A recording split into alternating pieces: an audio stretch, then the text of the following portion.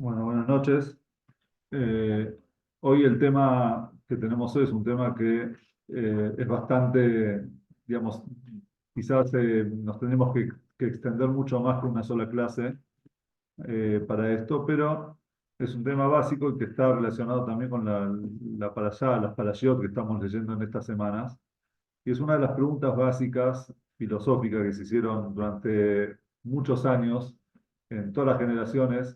eh, los sabios y estudiosos de la Torá en general, es sobre el libre albedrío. ¿Y por qué plantearíamos una pregunta como esta si tenemos o no libre albedrío? Porque en realidad a cualquier persona, agarrás a una persona en la calle y le preguntás si tiene libre albedrío, te va a decir obviamente que sí. Yo decido qué hago, dónde trabajo, con quién me caso, dónde voy a estudiar, o yo, los padres. Nosotros tomamos decisiones. Entonces, ¿por qué desde un principio debería preguntarme si existe o no el libre albedrío? Entonces, el problema comienza cuando nosotros leemos en el judaísmo, leemos en la Torá, que Dios, para Dios no hay pasado, no hay presente y no hay futuro. Es decir, que Dios sabe todo, es omnisciente, sabe todo lo que va a pasar. Nuestras decisiones para él ya son conocidas. Entonces, si todo lo que pasa en este mundo, lo que pasa en nuestra vida se está manejado y orquestado por Dios, entonces, ¿dónde está nuestro libre albedrío? Ahí es cuando entra el conflicto de qué pasa con nuestro libre albedrío. Y es decir, si Dios sabe lo que yo voy a hacer, entonces ¿estoy decidiendo o no estoy decidiendo? Si Dios maneja mi vida, entonces ¿dónde están mis decisiones? Esa es la pregunta que muchos, eh, muchos filósofos se hicieron, digamos, estudiando dentro de las escrituras de la Torá.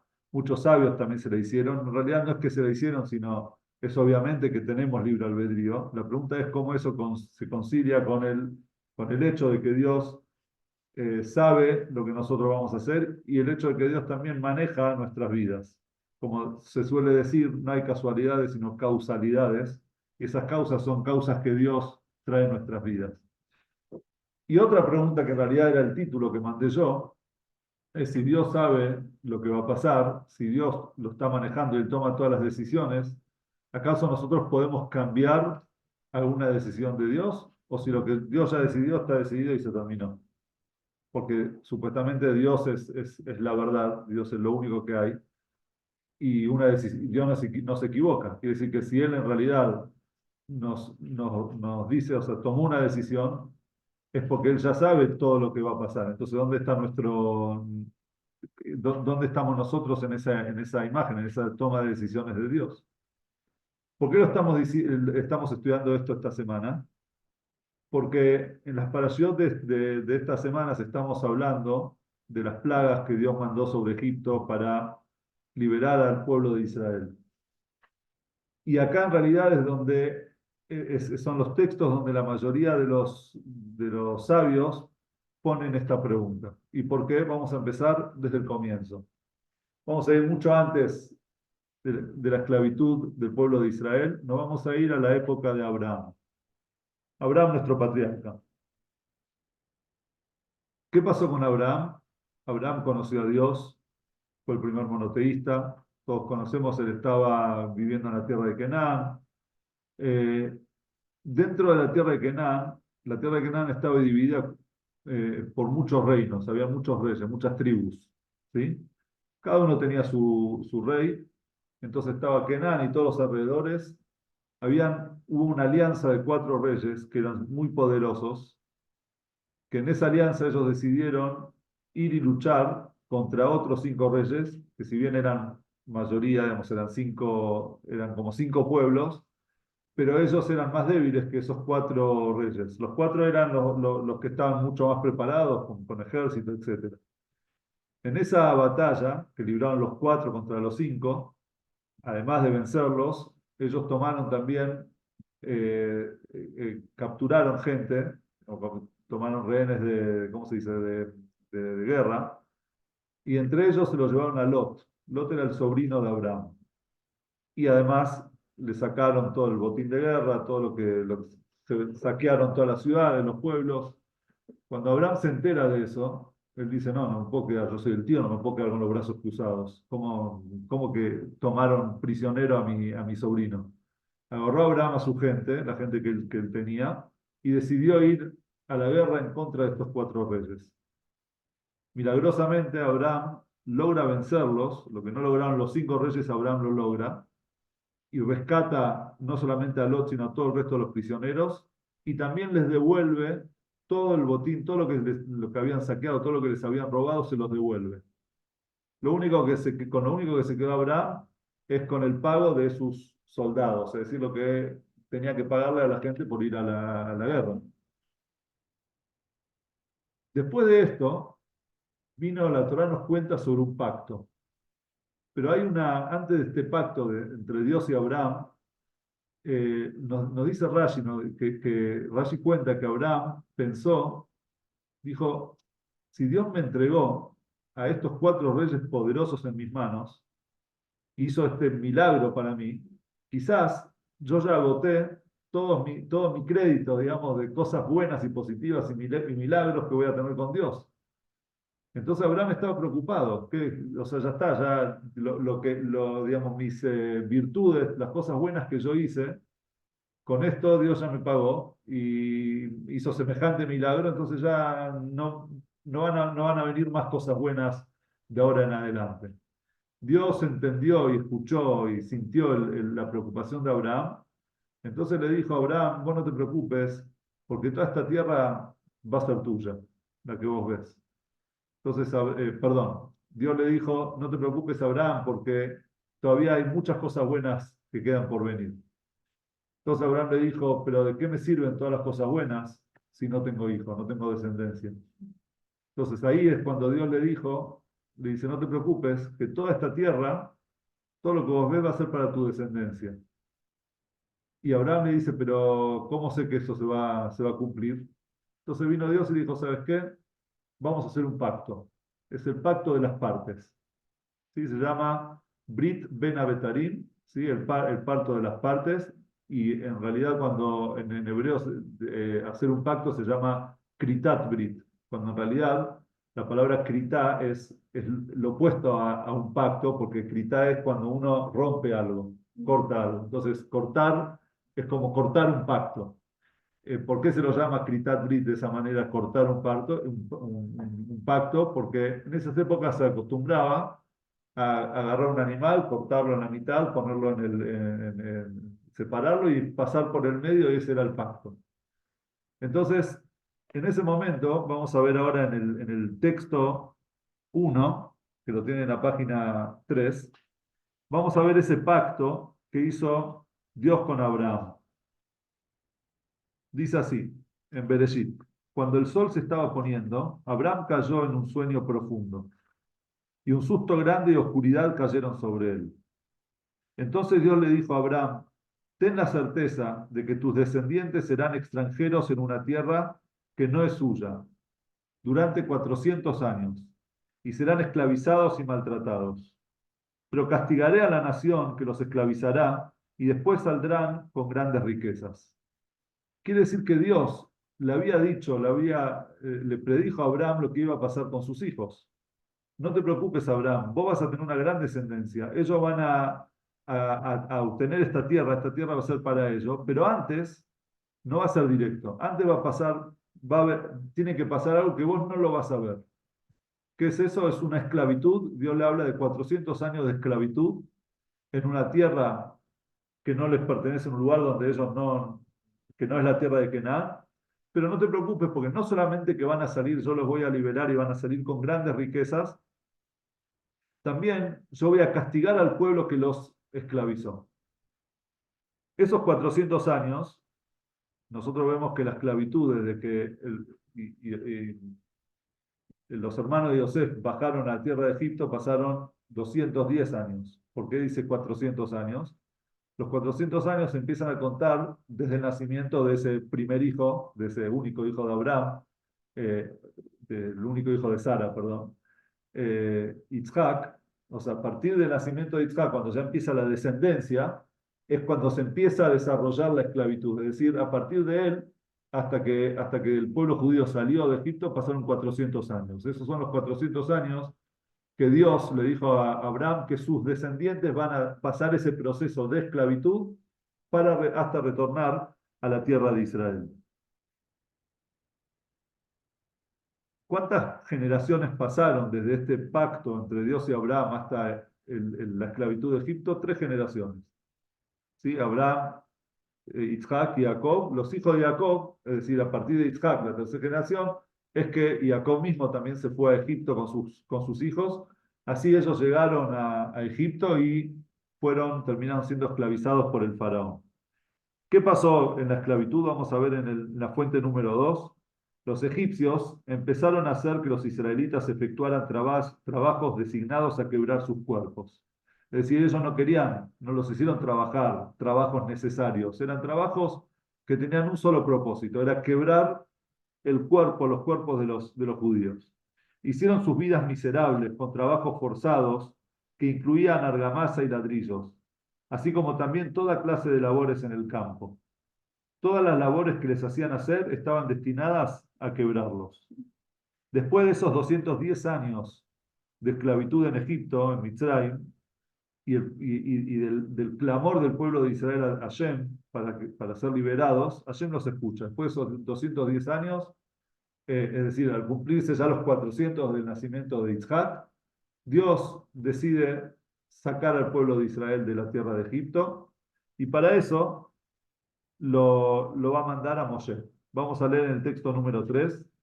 Durante ese largo periodo el rey de Egipto murió y los hijos de Israel gimieron por el trabajo. Ellos clamaron y su clamor por su esclavitud ascendió a Dios. Dios los escuchó gemir y Dios recordó su pacto con Abraham, con Isaac y con Jacob. Es decir, la Torá nos cuenta que Dios recordó ese pacto que él había hecho con Abraham.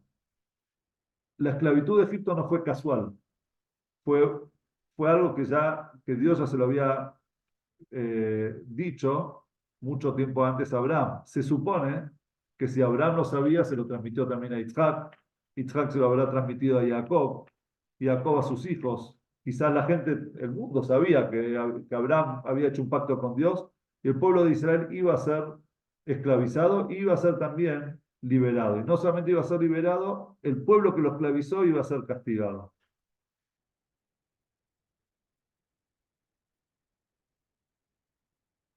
Entonces seguimos a la vuelta, en la página 4, vamos a leer la fuente número 4, cuando Dios manda a Moshe y además le dice a Moshe, vos vas a ver que yo me voy a vengar de este pueblo, es decir, de los egipcios.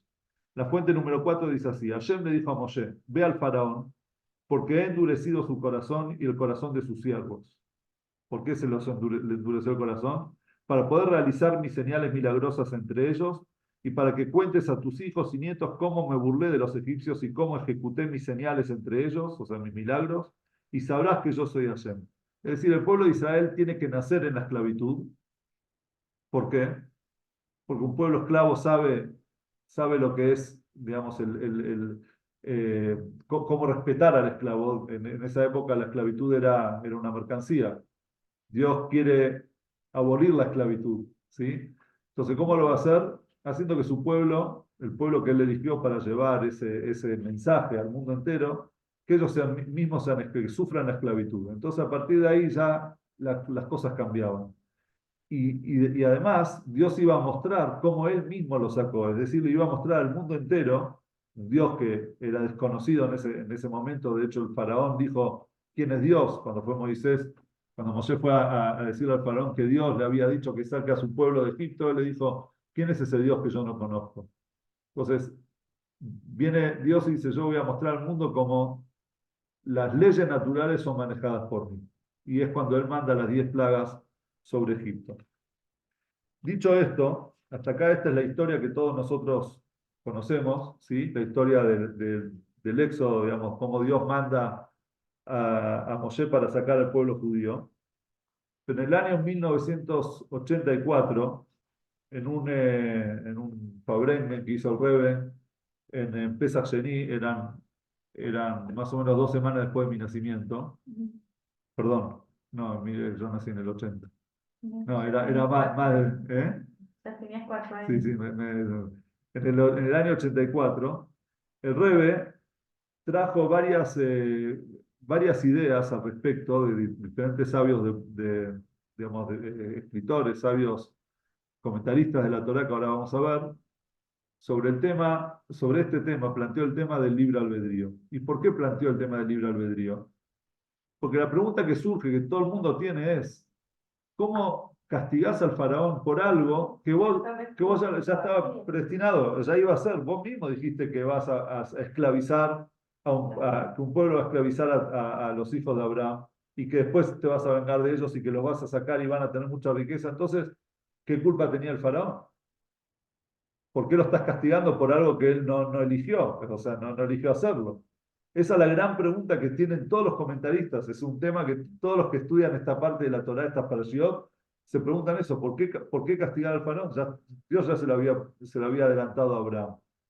Y de hecho, ¿por qué tenemos que decir que existe el libre albedrío? ¿Por qué es tan importante el libre albedrío? ¿Qué es lo que nos da a nosotros el libre albedrío?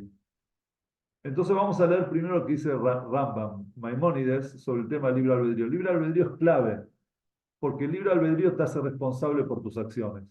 Porque si no hubiese habido, si yo no hubiese decidido las cosas, yo no hubiese tomado mis decisiones, mis propias decisiones, entonces no sería responsable, ni nadie sería responsable por las cosas malas que uno hace.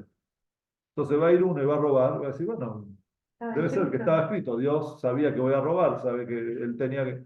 Entonces, viene Maimónides, vamos a leer la fuente número 5. Todo el mundo puede elegir entre el bien y el mal, dice Maimónides, vamos a leerlo de adentro.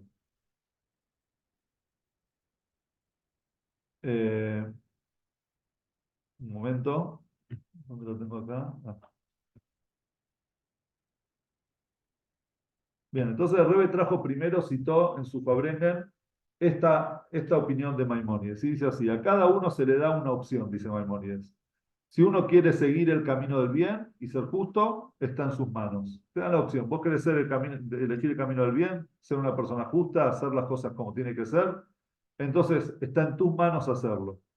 No sostengas la idea que los necios de las naciones dicen que cuando una persona nace, Dios decreta si será justa o malvada. Eso no es así, dice Maimónides. Cada persona puede ser tan justa como Moshe o tan malvada como Irabam.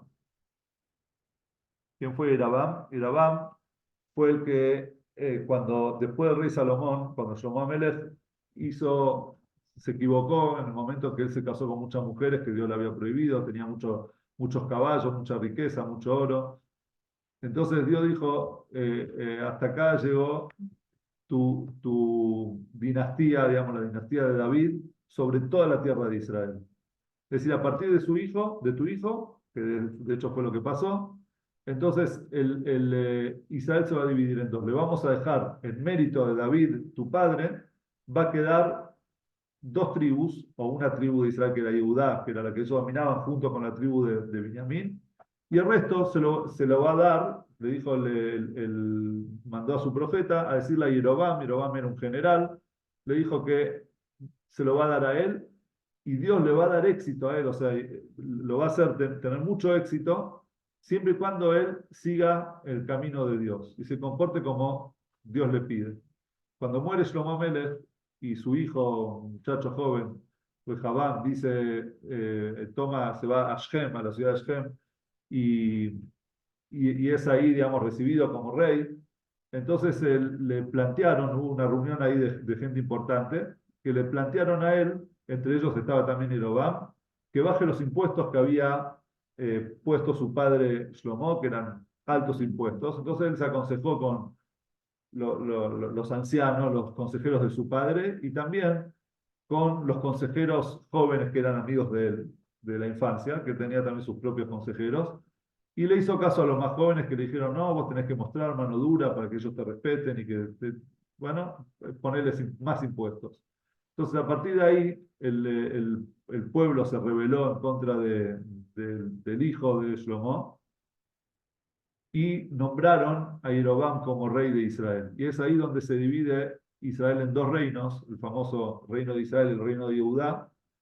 y Judá era Jerusalén, ahí estaba el Bet HaMikdash, y el resto de los reinos estaba como rey Jeroboam ben Nebat. Este Jeroboam ben Nebat es una de las pocas personas que está escrito en el Talmud que no tienen una parte en el mundo venidero.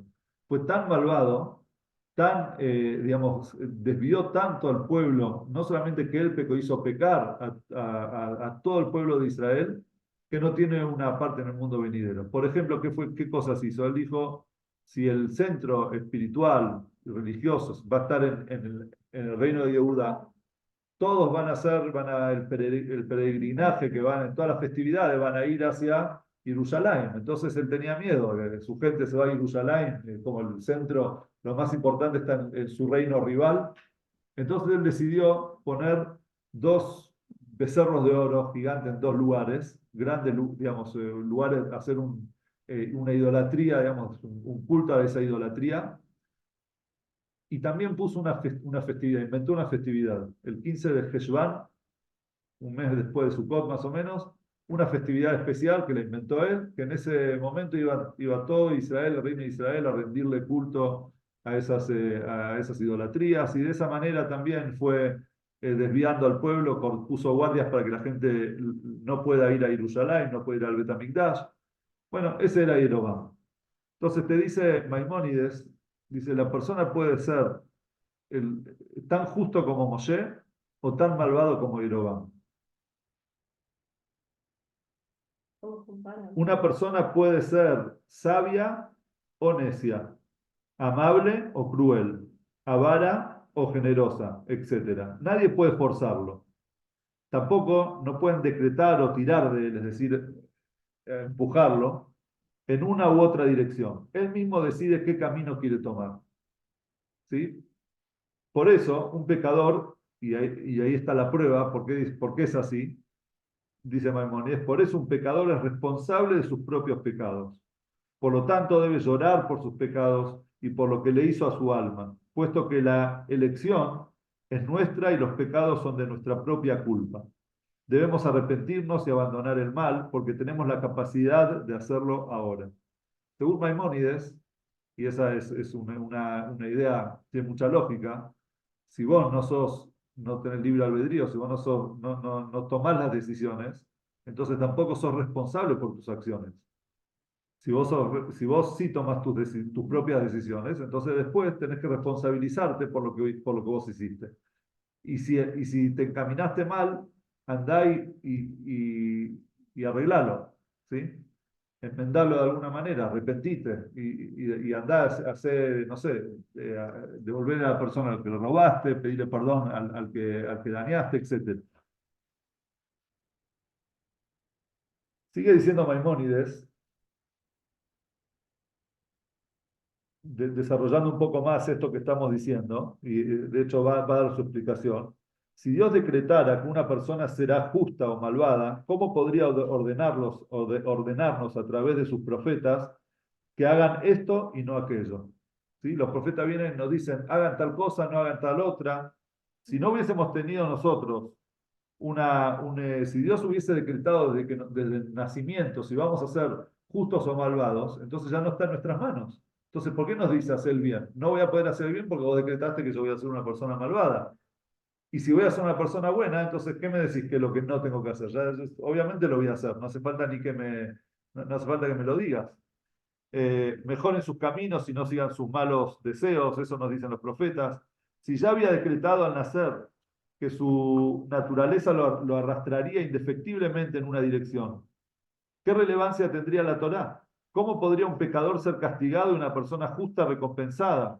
¿El juez de toda la tierra no hará justicia? Sí, el Maimónides dice, obviamente que tiene que haber libre albedrío, porque si no, no somos responsables. De hecho, la Torá no nos daría órdenes, no nos diría que tenemos que cumplir tal cosa o y no hacer tal otra, porque está bien o porque está mal. Haríamos lo que desde el cielo nos mandaron a hacer, como robots. Como no es así, dice Maimónides, significa que existe el libre albedrío. Más bien, el hombre tiene libre albedrío y todas sus acciones son de su propia elección. No hay nada que lo fuerce o lo arrastre, solo él, con sus facultades dadas por Dios, hace lo que quiere. Por lo tanto, una persona es juzgada por sus acciones. es recompensado por el bien y castigado por el pecado. Entonces ahora surge la pregunta que hicimos antes, la gran pregunta sobre las parashot de esta semana es, ¿por qué fueron castigados los egipcios? Si nosotros tenemos todo esto de Maimónides, que nos dice, nos habla del libre albedrío, entonces, ¿por qué fueron castigados los egipcios? La Torá dice, en Bereshit, los esclavizarán y los atormentarán, es decir, en futuro. Si Dios decretó que los egipcios debían esclavizar a los judíos, ¿por qué fueron castigados? ¿Sí? Y esta pregunta se la hace a Maimónides y se la hacen muchos otros. ¿Cuál es la respuesta de Maimónides? ¿Qué es lo que nos dice a nosotros Maimónides? Maimónides explica lo siguiente. Lo tenemos ahí en el próximo texto. La explicación del Rambam, dicho sea de paso, el Rambam, Rabbi Moshe ben Maimón, un poco de historia, él nació en España, ¿sí? En la ciudad de Córdoba, en el año 1138 y murió en Egipto, en Fustat, que hoy en día es el Cairo, pero antes era un pueblo al lado del Cairo, hoy ya creció la metrópoli y ya quedó Fustat dentro del Cairo. Él murió en el año 1204, ¿sí? Entonces Maimónides, ahora digo estas fechas para que después vean el que le discuta a Maimónides, que era mayor que él, para que vean más o menos su edad. Maimónides trae una explicación. ¿Cuál es la explicación de Maimónides? La vemos acá en el último párrafo. El egipcio que atormentaba a los judíos tenía la opción de no hacerlo, dice en realidad Maimónides. Dios no decretó que ningún egipcio específico esclavizara a los judíos, sino que Dios le informó a Abraham que sus descendientes finalmente serían esclavizados en una tierra que no era la suya. Maimónides arregla esta pregunta, responde esta pregunta de la siguiente manera. Él dice, sí, Dios le dijo a Abraham que el pueblo judío va a ser esclavizado en Egipto, pero no le dijo cuáles de todos los egipcios lo va a esclavizar. Entonces, no es que todos estaban obligados a hacerlo. El que lo hizo, el que esclavizó al pueblo, él tomó la decisión de hacerlo. Él podría haber dicho, no, yo no tomo parte de este tema. Y otro lo iba a hacer, no sé, de alguna manera se iba a hacer. Pero ¿por qué? ¿Quién dijo que vos tenés que ser el encargado de hacerlo? ¿Sí? Y cuando Entonces, Yosef, digamos, llama a su padre y a sus hermanos sí. a que se asienten en Egipto, teóricamente también sabía que iban a ser esclavizados. Podríamos decir, no sabemos, pero supuestamente se había dicho a Abraham, o sea, no tenemos un registro que la Torá nos dice que Yosef sabía, pero posiblemente sí, habrá sabido, sí, seguramente, y sabía que iba a pasar, entonces igual va a pasar de alguna manera. ¿Cómo pasó? Debe ser por medio de Yosef y los hermanos. Digamos, no iban a evitar eso que pasara porque ayer ya se lo había dicho a Abraham. O quizás podemos decir que Yosef no sabía, pero quizás no pasaron tantas generaciones, tantos años que se olvidaron, no sé, no sabemos, pero aunque digamos que sí, está bien, se sabía que iba a pasar en algún momento. Eh, bueno, esta entonces es la explicación de Maimónides. ¿Sí? Maimónides dice, y esto es una regla clave, porque esto es una de las respuestas sobre el tema del libre albedrío, porque ¿qué significa libre albedrío? De vuelta, en el día a día. Cuando una persona, por ejemplo, va en la calle y le roban, ¿sí? ¿Qué es lo que pasó acá? ¿Hasta qué punto es la Ashgaha Pratit, que significa la providencia divina que vino desde arriba, que tenía que pasar, como dicen los Sefarim, Capará, tenía que pasar, ya está Capará. Esto es por expiación, por algo habrá pasado para que no pase otra cosa peor. ¿Hasta qué punto es la elección del ladrón? Es decir, si a mí me tenía que pasar, entonces el ladrón está exento. Puede ser, él hizo él hizo lo que Dios le pidió, o sea, lo que Dios mandó. Entonces, digamos, ¿por qué hay que culpar? ¿Por qué el ladrón debe ir preso? Porque en realidad hay dos cosas. Primero, que nos tenía que pasar, seguramente si Dios lo mandó es porque nos tenía que pasar. Nosotros tenemos que tratar de que no nos pase y de recuperar lo que nos robaron, obviamente que sí, porque nosotros vivimos digamos, en un mundo, así como nos robaron, quizás Hashem quiso que lo mismo que nos robaron nos haga recapacitar y después lo recuperemos. No sabemos, la persona tiene que guiarse por la naturaleza.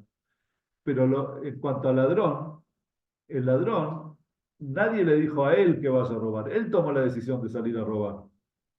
Y si Dios había dicho que esa persona tenía que perder la billetera, de alguna manera lo iba a hacer. Es decir, Dios tiene, como dice dicen nuestros sabios, Arbesh Lijim Namakom. Dios tiene varios emisarios. Si uno dice que no, es decir, el ladrón, vamos a plantearlo de otra manera. Vamos a hacerlo al revés. Si a la persona que está haciendo en la calle no se le debería, no está destinado que a él le roben, entonces nadie le va a robar. Puede estar rodeado de ladrones, nadie lo va a robar. Del momento que Dios habilita a que esa persona se le pueda robar, entonces los ladrones que están en la calle, que ya salieron a robar, van a llegar a él y no al que estaba al lado de él. Pero ahora la decisión del ladrón de salir a robar es la decisión del ladrón, no la decisión de Dios. Dios dijo, habilitó que a esta persona va a terminar perdiendo la billetera, pero no habilitó al ladrón a que salga a robar. ¿Se entiende? Es finito, pero entonces está en la persona y después vamos a dar un ejemplo al respecto, ¿no? Hay un ejemplo muy lindo de la historia del Tanaj. Pero lo mismo pasa acá, dice Maimónides. El egipcio podría decir, yo no quiero tener parte en esto, ustedes se esclavicen, yo con el pueblo me llevo bien y está todo bien. Es decir, no es que Dios obligó a todos a esclavizar al pueblo. Ahora, ¿qué pasa? Esta respuesta es interesante, muy linda, pero tiene su problema. ¿Quién es el mayor opositor, o digamos, el que le discutía al Rambam? Es el que tenemos ahora en la pregunta que Rebe cita, es el Rahabad. El Rahabad, Rabbi Abraham Ben David, él nació en Francia, en Barbona. ¿Cómo? Ahí está la pregunta. Él nació en Narbona en el año 1120. Él era 18 años mayor que Maimónides, que Rambam, y murió en Boubert en el año 1198.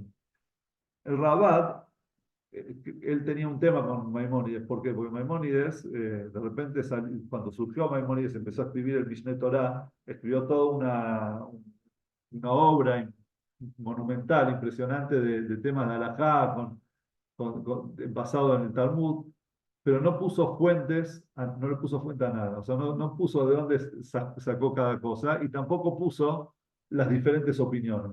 Es como que él agarró de todo el Talmud, sacó las cosas que él creía que era lo correcto, lo puso en su obra, no dijo ni de dónde ni quién lo dijo, ni cuáles eran las otras opiniones. Entonces, ¿qué pasaba? Si alguien quería ir a la fuente, no había fuente. Y tampoco mostró el resto de las campanas.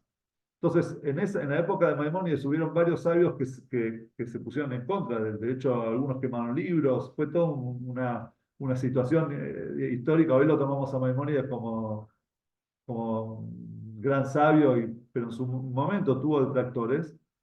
Hubieron otros sabios que dijeron que leyeron la obra de Maimónides y dijeron que está bien, que no es necesario tampoco la fuente, porque Maimónides fue tan claro en sus conceptos que no necesitaba traer las fuentes. Pero uno de los mayores, digamos, opositores de Maimónides era el Rabat. Entonces Rabat a todos sacó un libro que se llama Asagota Rabat. Son las preguntas, digamos, las discusiones de Rabat en todo lo que le disputa a Maimónides. Sacó un libro de todas las cosas que no estaba de acuerdo con Maimónides.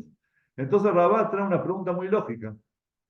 ¿Cuál es la pregunta del Rabat? ¿Cómo se puede decir que todo egipcio tenía libre albedrío y que Dios no decretó que participaría en la opresión de los judíos?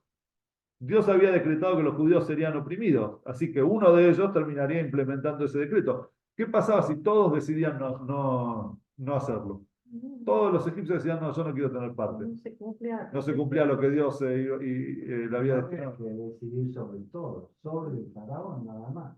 Ahora va la segunda pregunta, en la que el Rebe acentúa la pregunta del Rabat. El Rabat pregunta sobre los egipcios. Dice, si todos de repente decidirían, no pasó, pero si todos decidirían no hacer caso, entonces no hubiese pasado la esclavitud. Quiere decir que Dios necesitaba que aunque sea al menos uno, digamos, controlar aunque sea uno de los egipcios para que eso se lleve a cabo.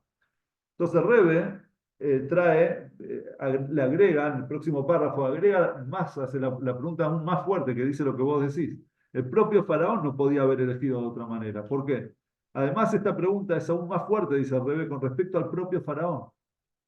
Para que los egipcios pudieran esclavizar al pueblo judío, se requería el consentimiento del faraón, porque él era el gobernante todopoderoso de Egipto. En la práctica sucedió de esa manera. El faraón le dijo a su pueblo, actuemos astutamente con los judíos, y el Talmud relata que el faraón atrajo a los judíos a su esclavitud, porque no es que un día para el otro los esclavizó. Entonces, ¿qué les dijo al principio? Los atrajo a los judíos a la esclavitud al fingir inicialmente que él mismo participaba en el trabajo duro. Dice el Talmud que él se colgó un ladrillo y lo llevó para trabajar. Venga, vamos a trabajar, vamos a construir ciudades. Es decir, él mismo se involucró en el trabajo. Entonces los judíos decían, mirá, el mismo faraón, es importante, ¿no? Y a partir de ahí, de a poco, se fue alejando del trabajo y lo fue esclavizando cada vez más. Por lo tanto, incluso si vamos a decir que no hubo un decreto divino sobre cada egipcio individualmente, que deba tomar parte en la opresión, pero el papel del faraón ciertamente debe haber sido predestinado. Es decir, si el faraón no hubiese decidido que no se, solo el faraón hubiese dicho no, no hay esclavitud. Entonces, ¿qué hubiese pasado? No hubiese habido esclavos. Quiere decir que está bien. El resto de los egipcios está bien, pero al faraón sí o sí lo tenés que manejar y controlar para que haga lo que vos dijiste que iba a pasar. Porque si el faraón se te daba vuelta, si el faraón no hubiese escuchado, no le hubiese hecho caso a Dios, entonces, ¿qué hubiese pasado? No se hubiese cumplido la profecía, no tengo gracias. No se hubiese cumplido la profecía de, de Hashem, sí, Abraham, lo que Hashem le había adelantado a Abraham.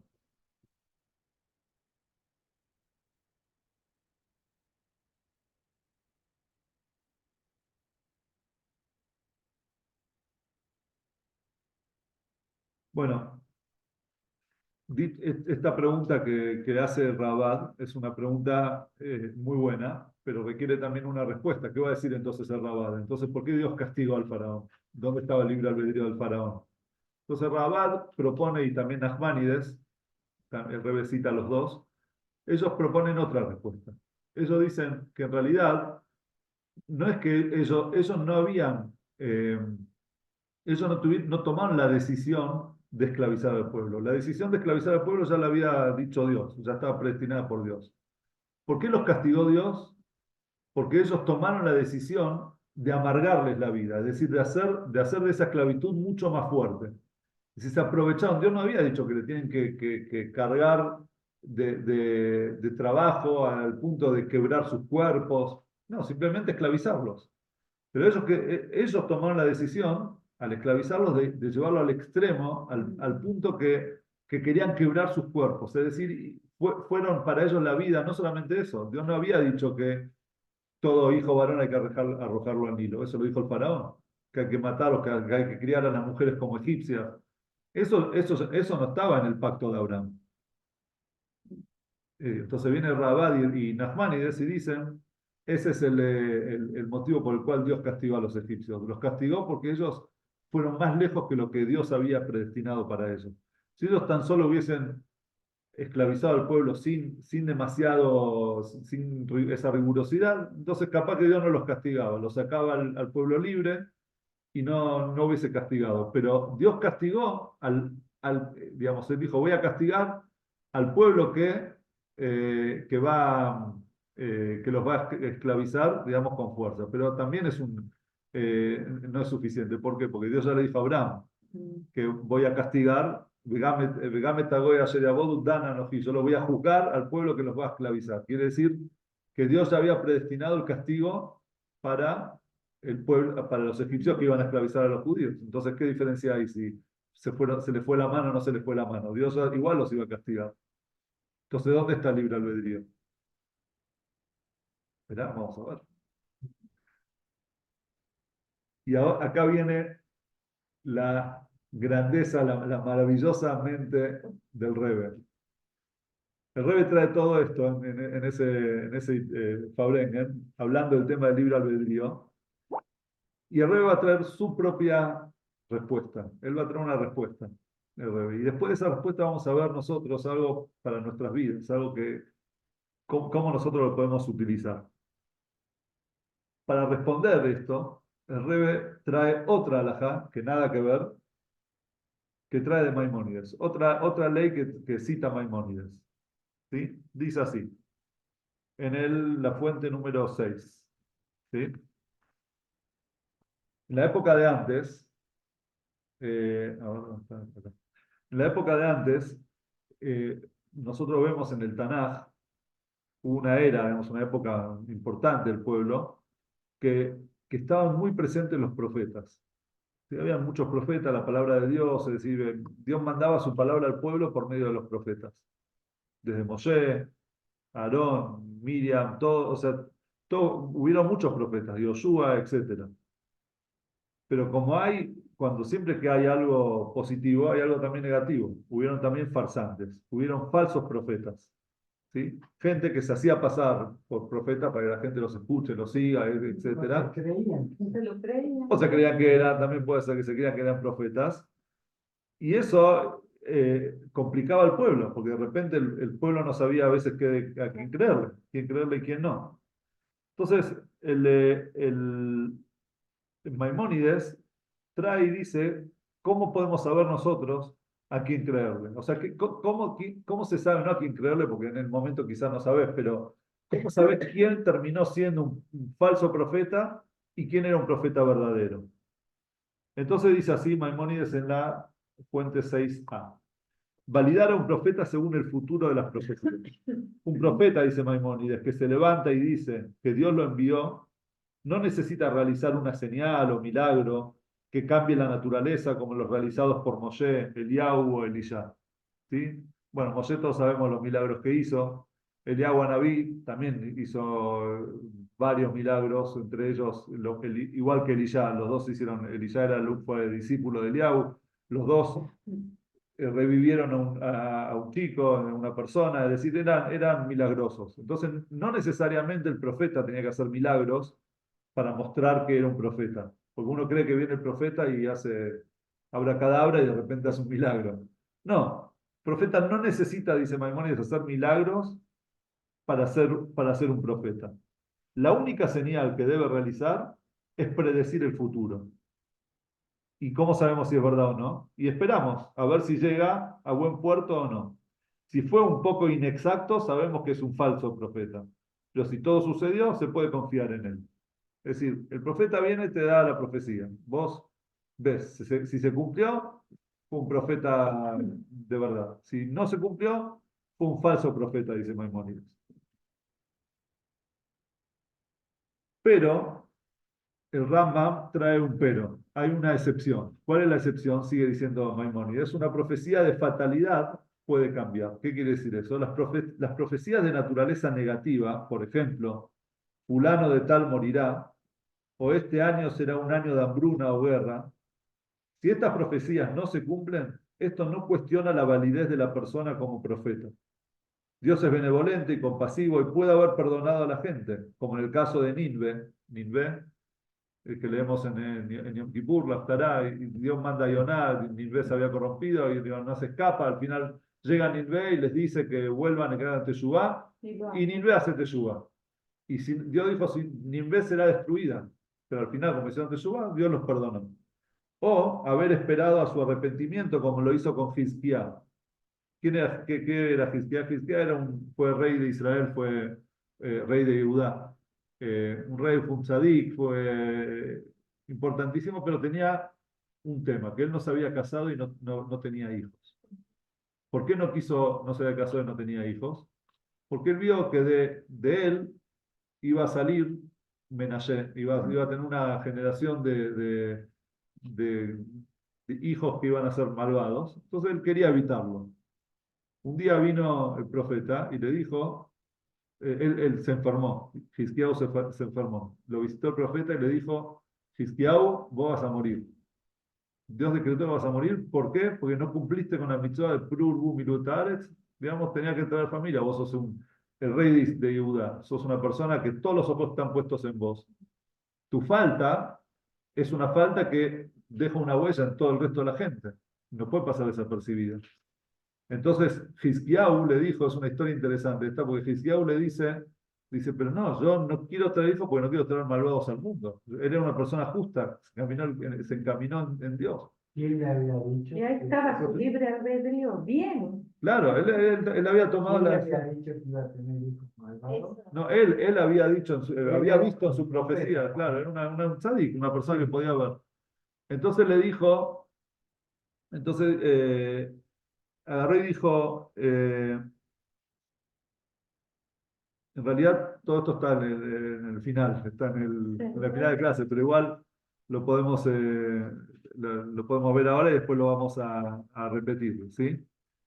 Entonces, viene Hizkiyahu, le dice a Yeshayahu, al profeta, le dice, escuchá, está bien, si Dios quiere que me case, me voy a casar obviamente, pero quizás para poder cambiar eso de nuestros hijos, entonces vos dame a tu hija, que vos sos una persona meritoria, yo tengo mis méritos, entre los dos capaz que logramos cambiar el futuro. Entonces vos dame a tu hija. Entonces Yeshayahu le dijo, no, ya está decretado, vas a morir, punto, se terminó. Entonces, Hizkiyahu le dice, Yeshayahu ben Amos, terminá tu profecía y andate. Es decir, le dijo, terminá, hablá, terminá de decir lo que tenés que decir y andate. Terminó de decir, Hizkiyahu se dio vuelta hacia la pared y empezó a rezarle a Dios. Él dijo, me cublani, así yo recibí de mi padre y del padre de mi padre que aunque una serpiente esté enrollada en tu cuello, no,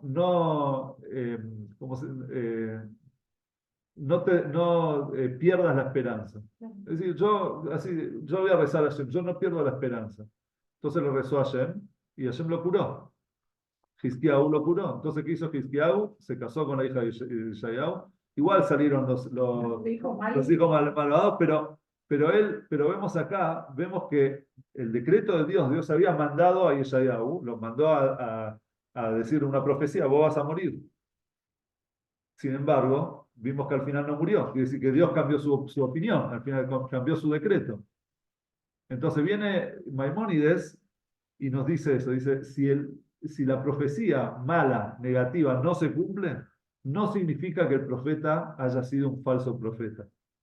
Porque a veces las acciones de las personas, esto es lo importante, esto es lo que queremos traer en la clase de hoy, las cosas que hacemos las personas pueden cambiar el decreto divino, pueden cambiar la decisión de Dios. Y nosotros lo vemos en Hizkiyahu, lo vemos en Ninvé y en muchos otros casos. ¿Sí? ¿Dónde estamos? Acá. A las 7 ya. Sí. No, el último párrafo de la página 8. Pero si la persona prometió cosas buenas, diciendo tal y tal cosa sucederá, y no se materializó, sabemos que es un falso profeta. Cualquier bien que Dios prometa, incluso condicionalmente, se cumplirá. Esto nos muestra que un profeta solo se valida con predicciones positivas. Es decir, las cosas malas pueden cambiar. Las cosas buenas sí o sí se van a cumplir, porque Dios es bueno. Entonces Dios dice, las cosas buenas yo te las cumplo, pero las cosas malas depende de ustedes. Si ustedes lo pueden, todo eso se puede modificar. ¿Sí?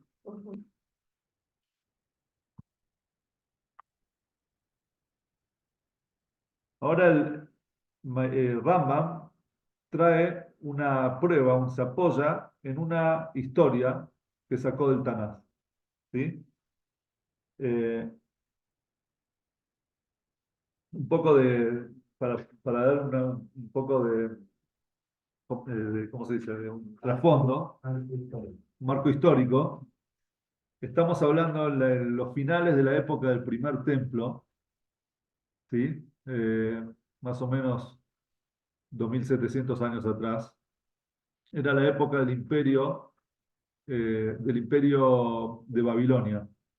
Su rey, Nebuchadnezzar recién empezaba su reinado, Nabucodonosor, y él ya había conquistado la tierra de Israel. Había conquistado a los asirios y ya había tomado también posesión sobre lo que era el reino de Israel, que había sido Asiria.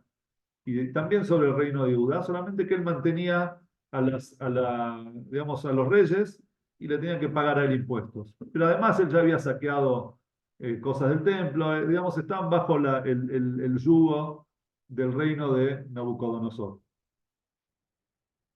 Habían varios reyes reyes de otros pueblos, no de Israel, en esa zona, en esa región. Y muchos de ellos pensaron quizás sublevarse y luchar, digamos, sacarlo, digamos, liberarse de Nebuchadnezzar, rey de Babel. En Israel en ese momento, en Judá en ese momento, reinaba un rey que se llamaba Jehoiakim. Jehoiakim era rey de Judá y él le tenía que pagar, era encargado también de llevarle los impuestos y todo a Nebuchadnezzar, rey de Babel. Un día, Dios le pide a Irmiau, lo manda a Irmiau, y esto es muy interesante en esta profecía de Irmiau, porque le hablaba en la época de Jehoiakim, le dijo Dios a Irmiau lo que va a pasar en la época de Hizkiau, que va a ser el sucesor de Jehoiakim. En realidad, después de Jehoiakim fue Jeconiah, que era el hijo de Jehoiakim, pero duró poco, unos meses, y después reinó Hizkiau en Yehuda. ¿Sí? Entonces le dice así, vamos a ver la fuente número 7.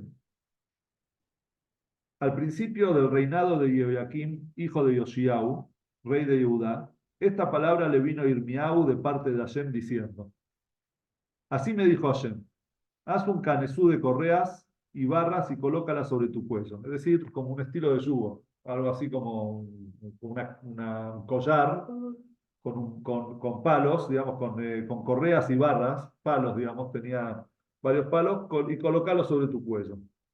Luego envíalos, estamos hablando después de muchos años. Cuando llegue, o sea, usa esto a partir de ahora, desde el reino de Jehoiakim, lo vas a tener que usar hasta la época de Tzidkiau. Es decir, Irmiau, si ustedes lo veían leyendo en esa época, iba con el yugo, ahí, con los palos ahí encima, y las correas, o sea, las correas y los palos. Luego, envíalos a los reyes de Edom, Moab, Amón, Tiro y Sidón. Eran 4 reyes que estaban en esa zona, por medio de los enviados que van a Jerusalén y Tzidkiau, rey de Judá. Es decir, en la época, cuando venga la época de Tzidkiau, y ellos manden emisarios a Tzidkiau, que van a tener una correspondencia entre los reyes, estos 5 reyes y Tzidkiau, con uno de esos mensajeros, mandales a cada uno de ellos un mensaje con uno de los palos. Es decir, vas a sacar uno de los palos del yugo ese que vos te hiciste y se los vas a mandar. Es una forma de hacer una profecía, basar la profecía en algo material, materializar la profecía. Entonces, ¿cuál era el mensaje que Dios, por medio de Irmiau, le iba a mandar a estos reyes, inclusive también al rey de Judá? Dales un mensaje para sus amos que diga, así dijo Hashem de los ejércitos, el Dios de Israel. Así dirás a tus señores, yo hice la tierra y el hombre y la bestia que están sobre la faz de la tierra, con mi gran fuerza y con mi brazo extendido, y se lo doy a quien quiero. Es decir, yo soy el creador y yo le doy la tierra a quien yo quiero. Ahora he entregado estas tierras en manos de Nebuchadnezzar, rey de Babilonia, mi siervo. Incluso le he dado las bestias del campo para que le sirvan. Todas las naciones le servirán a él, a su hijo y al hijo de su hijo, hasta que llegue el tiempo de su propia tierra. Es decir, hasta que él pierda digamos, las tierras. Entonces muchas naciones y reyes lo subyugarán. Es decir, él también va a tener su final. Pero mientras él exista, mientras esté Nebuchadnezzar, él, su hijo, mientras exista Babilonia, ustedes tienen que subyugarse a él. En otras palabras, Hashem sabía que en un futuro iban a venir, estos reyes iban a hablar de revolución, de luchar contra Nebuchadnezzar, y Irmiau les tenía que decir que el deseo de Dios es que queden bajo Nebuchadnezzar. O sea, tienen que darle a Nebuchadnezzar lo que él, digamos, los impuestos y lo que sea. O sea, no se subleven. Bueno, esto fue lo que hizo. Ahora vamos a pasar pasamos de capítulo, el próximo párrafo ya es otro capítulo, que pasó el tiempo, o sea, llegó ese momento, llegó la época de Tzidkiau. Antes de Tzidkiau había reinado Jejoniá, el hijo de Joaquín, unos meses, y en ese momento hubo un intento así también de rebelarse, y vino Nebuchadnezzar, cayó digamos, frenó esa rebeldía y se llevó a Jejoniá a Babilonia, y también se llevó varios de los utensilios del templo, varias cosas, elementos que tenía el Bet HaMikdash, ¿sí? Entonces ahora vamos a la época de Tzidkiyahu, posterior, digamos, el rey que vino después de Jejoniah. Hananiah ben Azur me dijo en la casa de Hashem, es decir, de repente aparece un profeta, Hananiah ben Azur. ¿Dónde estaba parado este profeta? En la casa de Hashem, en el Bet HaMikdash. Viene una persona, Hananiah ben Azur, al Bet HaMikdash, delante de los sacerdotes. ¿Quiénes eran los testigos? Los sacerdotes, los Kohanim, y de todo el pueblo que estaba ahí en ese momento, diciendo: así dijo Hashem de los ejércitos, Dios de Israel: he roto el yugo del rey de Babilonia. Dentro de 2 años volveré a este lugar, devolveré a este lugar todos los objetos de la casa de Hashem que Nebuchadnezzar, rey de Babilonia, ha tomado de aquí y llevado a Babilonia. Es decir, vino él con una profecía. Hashem va a cortar, romper el yugo de Israel, digamos, de Nebuchadnezzar, y él va a devolver todos los objetos del Bet HaMikdash. También haré volver a este lugar a Jejoniah, hijo de Joaquín, rey de Judá, y a todos los desterrados de Judá que fueron a Babilonia, dice Hashem, porque romperé el yugo del rey de Babilonia. Hananiah quitó el yugo del cuello del profeta Irmiau, es decir, él había mandado, él tenía muchos palos, un palo a cada rey, y se ve que se había quedado con uno de los palos que pertenecía a Yehudá, a Tzidkiyahu. Entonces, para poner su profecía en algo, materializar su profecía, agarró el palo que le quedaba a Irmiau, que seguramente representaba el yugo de Babilonia, y lo quebró, lo rompió. ¿Sí? De esa manera, entonces Hananiah dijo delante de todo el pueblo: así dice Hashem, así también yo romperé el yugo de Nebuchadnezzar, rey de Babilonia, del cuello de todas las naciones dentro de 2 años completos. Al oír esto, el profeta Irmiau siguió su camino. Es decir, bueno, dijo, está bien, él trae una profecía. A mí Dios me había dicho otra cosa. ¿Y a quién iba a escuchar el pueblo? ¿Los buenos augurios o los malos? Seguramente los buenos, ¿sí? Entonces Irmiau después dijo lo siguiente, y estas palabras son las que trae Maimónides como una prueba de que cuando la profecía es buena se va a cumplir, y cuando se tiene que cumplir, pero cuando la profecía es mala, no necesariamente se va a cumplir. Entonces Irmiau dijo: el profeta que profetiza la paz, cuando se materialice, se sabrá quién es el profeta a quien Hashem ha enviado verdaderamente. Si vos profetizás paz, como Hananiah, que vos estás diciendo que va a haber paz, que vas a romper el yugo de los opresores, entonces se tiene que cumplir. Vamos a ver, después de esto, si tu profecía se va a cumplir. ¿Cómo terminó? Vemos ahora en la segunda, en la fuente 6b, porque no lo tengo acá. Sí, 6 veces. Que yo no digamos, en el librito no lo tengo. ¿Cómo? Fuente 7, 9, pero después viene fuente 6, vuelve a retroceder Sí. en la página 10.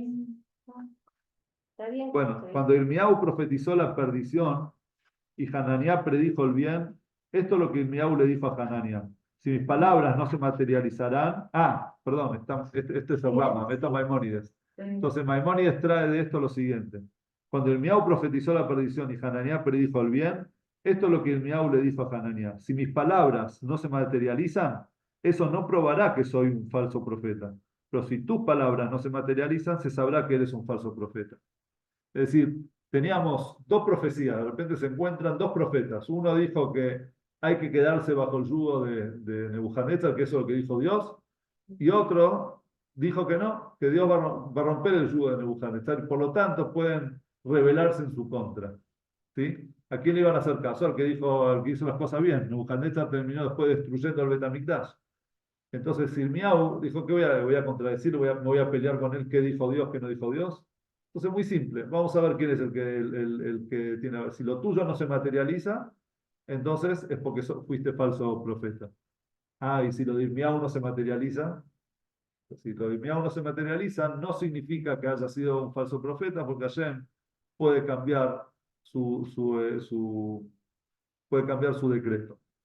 ¿Sí? Eso es lo que trae Maimónides. Al final, Hananiah terminó muriendo ese año, fue Josué, fue Irmiau y le dijo, vos podés romper un yugo de madera, pero Dios va a poner un yugo de hierro de un Nebuchadnezzar. Entonces terminó muriendo él, él le dijo, no vas a pasar este año. Y bueno, terminó muriendo Hananiah y ahí todos se dieron cuenta que Hananiah había sido un falso profeta que había desviado la palabra de Hashem, quiso, digamos, ¿cómo se dice? Que la gente se equivoque, confundir al pueblo de Israel. Y ahora vamos a volver a la sijá del Rebe, que cita esta alajá, y vamos a volver al tema del libre albedrío y el faraón. O sea, por ahora el Rebe trajo esta alajá del Maimónides, que es sobre temas de profecía. ¿Qué profecía se tiene que cumplir y qué profecía no necesariamente se tiene que cumplir? Y en base a esto el Rebe va a responder por qué Dios castigó al faraón. Seguramente se lo imaginan ustedes, pero lo vamos a ver de adentro.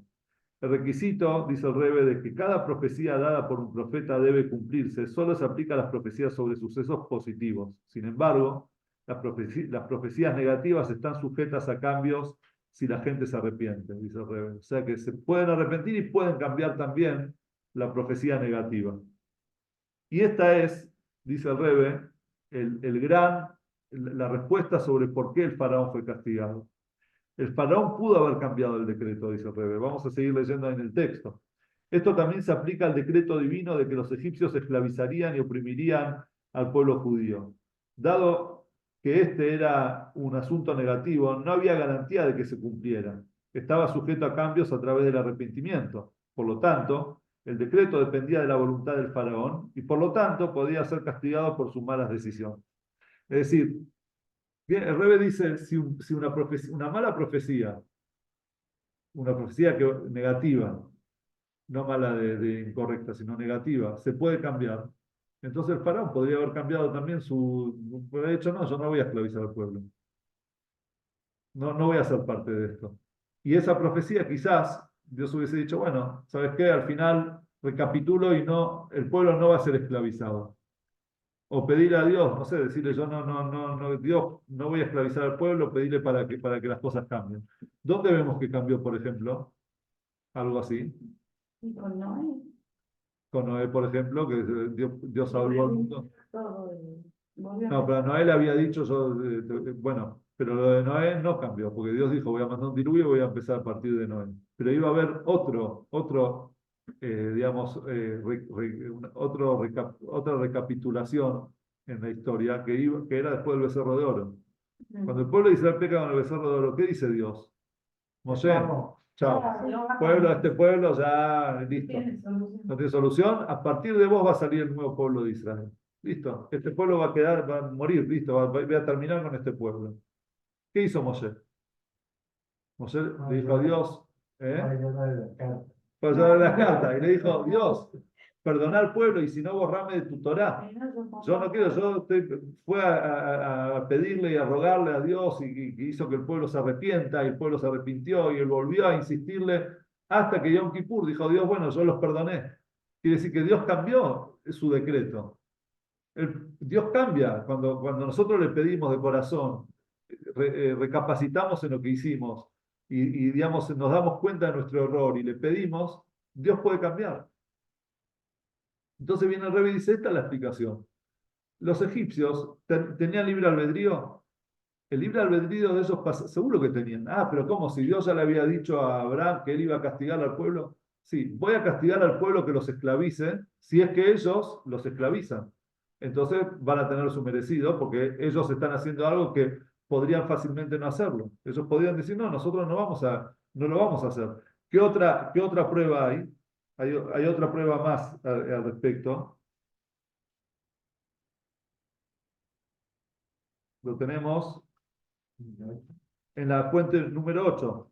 el Talmud nos cuenta una historia con Nerón. Nerón era romano, un general romano, que había mandado a destruir Jerusalén. Entonces llegó hasta Jerusalén, y dice así, nos cuenta el Talmud de Gitín, dice así: las autoridades romanas enviaron a Nerón César contra los judíos. Cuando llegó a Jerusalén, quiso probar su destino. Dijo, eran supersticiosos, viste, que antes creían en diferentes cosas.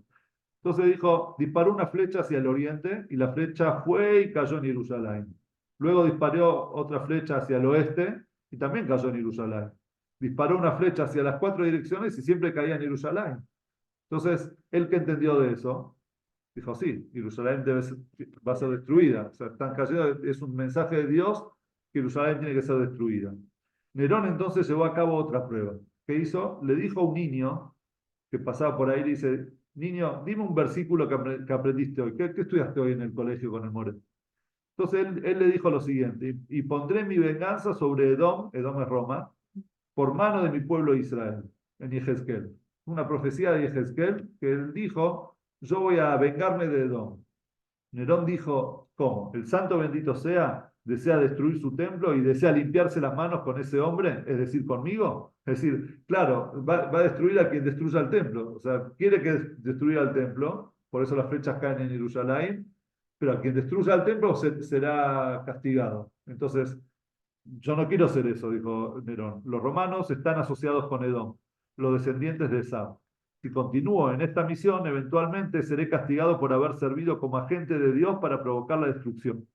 Así que huyó, ¿y qué hizo? Se convirtió al judaísmo, y finalmente, ¿quién salió de él? El famoso Rabbi Meir descendió de él. Es decir, Nerón podría haber destruido Jerusalén, él fue enviado para eso. Dios le mostró que las flechas van a caer en Jerusalén, que Jerusalén tiene que ser destruida. Pero él dijo, no, yo no voy a ser el que va a prestarse para eso. Entonces agarró y se fue. ¿Nerón fue castigado? No, no fue castigado. Entonces, de vuelta, vemos nosotros acá que... No es el mismo Nerón. No, este es otro. Fue Este otro. es un Nerón militar. César. Sí, El otro era un emperador. emperador. Sí. Entonces, esto nos cuenta el Talmud de Gitín, que vemos que a veces Dios va a mandar algo, pero no necesariamente por medio de la persona por medio de vos, por medio tuyo.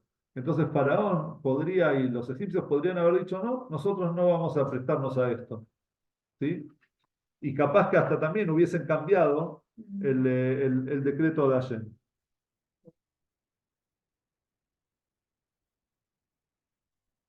Y al final, terminamos lo que nosotros ya dijimos antes, la historia en la fuente número 9, pero lo podemos leer de adentro. En aquellos días Hizkiyahu se enfermó gravemente, y Eshayahu, hijo de Amoz, en la fuente número 9, ¿lo tienen? Sí. El hijo de Amoz, el profeta, se le acercó y le dijo, así ha dicho Hashem, da instrucciones a tu casa porque morirás y no vivirás. Hizkiyahu entonces giró su rostro hacia la pared y oró a Hashem, le pidió a Hashem. Nos dice el Talmud nos cuenta cuál fue el diálogo, porque esto lo trae el Tanaj así muy en breve. Pero ¿qué fue lo que pasó en ese momento? Entonces el Talmud Tratado de Berajot dice lo siguiente: ¿cuál es el significado de morirás y no vivirás? ¿Qué quiere decir? Entonces dice, morirás, se refiere a la muerte en este mundo, y no vivirás significa que no tendrás parte en el mundo venidero. Hizkiyahu le dijo, ¿qué es todo esto? ¿Cuál es la transgresión por la que estoy siendo castigado? Le preguntó a Yeshayahu. O sea, ¿por qué tanto? ¿Sí? Hizkiyahu era una persona de bien. Entonces Yeshayahu le dijo, porque no te casaste ni te dedicaste a la procreación. Entonces Hizkiyahu se disculpó y dijo, pero no tuve hijos porque vi a través de la inspiración divina que los hijos que surjan de mí no serán virtuosos. Hizkiyahu quiso decir que había visto que sus hijos estaban destinados a ser malvados. De hecho, su hijo Menashe pecó extensamente y pensó que era preferible no tener hijos en absoluto. Por eso no tuve hijos. Entonces Yeshayahu le dijo, ¿por qué te involucras en los decretos del santo bendito sea? Lo que se te ha ordenado, el precepto de la procreación, se te exige que lo hagas, y lo que sea apropiado ante Dios, Él lo hará. Es decir, vos tenés que hacer lo que vos tenés que hacer, y Dios va a hacer lo que Él tiene que hacer. ¿Por qué te metes en las decisiones de Dios? Hizkiyahu le dijo a Yeshayahu, ahora dame a tu hija como mujer, tal vez mi mérito y el tuyo hagan que de mí surjan hijos virtuosos. Y Yeshayahu le dijo, el decreto ya ha sido decretado contra ti, y este juicio no se puede cambiar. Hizkiyahu le dijo entonces a Yeshayahu, hijo de Amoz, cesa tu profecía y vete. Mientras el profeta hablara como emisario de Dios, Hizkiyahu estaba obligado a escucharlo. Sin embargo, no estaba obligado a aceptar la opinión personal de Yeshayahu de que no había posibilidad de misericordia y curación. Entonces Hizkiyahu continuó diciendo, he recibido una tradición de la casa del padre de mi padre, del rey David, el padre fundador de la dinastía de reyes de Yehudá. Incluso si una espada afilada descansa sobre el cuello de una persona, ya había dicho una serpiente, sí, una jerez, afilada descansa sobre el cuello de una persona, no debe evitar orar por misericordia. Es decir, la persona tiene que seguir orando y pidiendo aunque tenga la espada en el cuello. Habiendo escuchado la dura profecía de Yeshayahu, inmediatamente Hizkiyahu volvió su rostro hacia la pared y le oró a Hashem. Y al final, él se salvó, se curó, ¿sí? Y bueno, se casó y tuvo hijos, etc. ¿Qué es lo que aprendemos de esta clase? Aprendemos primero que el libre albedrío es necesario, como dice Maimónides, para que nosotros seamos responsables de nuestras acciones. El hecho de que Dios sepa lo que nosotros vamos a decidir no nos quita a nosotros el libre albedrío. Porque así como cuando nosotros sabemos lo que pasó en el pasado, no cambia el pasado, ¿sí? El hecho de que hoy sepamos lo que pasó ayer, no cambia lo que pasó ayer. Entonces, para Dios, que el pasado, presente y futuro es lo mismo, no cambia el hecho de que Dios sepa lo que va a pasar en el futuro. No va a cambiar la decisión que estamos tomando nosotros hoy. Quiere decir que Dios nos dio a nosotros la posibilidad de tomar decisiones para hacernos responsables de nuestras propias acciones. Entonces, si es así, ¿por qué Dios castigó al faraón cuando él en realidad había dicho, le había adelantado a Abraham que su pueblo iba a ser esclavizado en Egipto? Entonces, sobre eso vimos varias respuestas, pero la respuesta al revés, que es con la que nosotros nos quedamos, porque es el mensaje que Rebbe nos quiere decir a través de esto, es que las cosas, las decisiones de Dios pueden cambiar. Las cosas negativas, los decretos negativos de Dios pueden cambiar. ¿Y cómo pueden cambiar? Por medio de nosotros. Así como Hizkiyahu le pidió a Dios y cambió. Así como Nerón dijo, yo no voy a hacer, se dio media vuelta y se fue y no lo hizo. De esa forma, así como Ninvé también cambió, iba a ser destruida y no fue destruida porque ellos se arrepintieron, de la misma manera nosotros podemos también, dice el Rebbe, el faraón podría haber cambiado también ese decreto divino si él no se hubiese prestado, así como Nerón no se hubiese prestado a eso, hubiese cambiado el decreto divino, pero lo más importante y el mensaje que nosotros tenemos que saber es que no hay nada, aunque la espada esté en el cuello, que la persona no cese de pedirle a Dios por misericordia, porque Dios puede cambiar.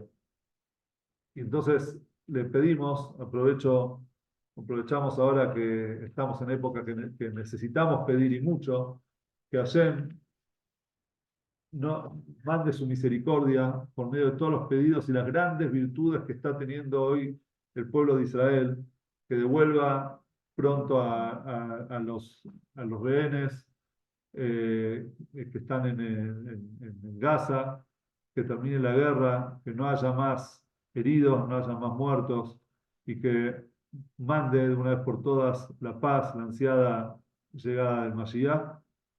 Y quiero también decirles que ahora estamos en vísperas prácticamente.